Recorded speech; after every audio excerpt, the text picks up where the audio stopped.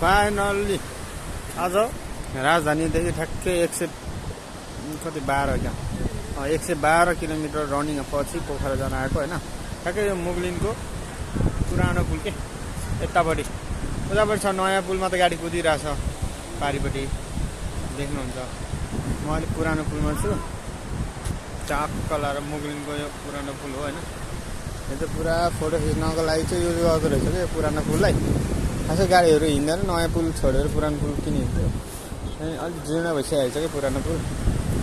यस्तै छ आजको काठमाडौँको यात्रा। ठ्याक्कै टाइम कति बज्यो अहिले?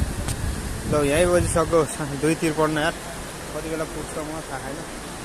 बाइक पनि अलिक सन्चो छैन क्या बाइकलाई पनि। बिरामी छ। पछाडिको टायरमा काँटी गोप्या रहेछ। लिभर त चुया छैन, त्यही पनि पुग्छ पुग्दैन भन्ने हो। ठिकै छ। हस्पिटल नजिक भएको ठाउँमा बिरामी भयो त ठिकै हुन्छ होइन। हस्पिटलकै नभएको ठाउँमा बिरामी भयो भने चाहिँ बिजो पारा हुन्छ हौ मेरो। एक्लै हो। यता साथी भयो भने ल यस्तो बस यस्तो गर उता गर भन्नुहुन्थ्यो। ल है त गाइस अब हिँडिदिने हो। अब बिस्तारै रिल्याक्स पारा हिँडिदिने हो। बाटो चाहिँ सजिलो छ अब पोखराको लागि। खन्डाङ छैन। अब उडेर जाने हो। ल है त।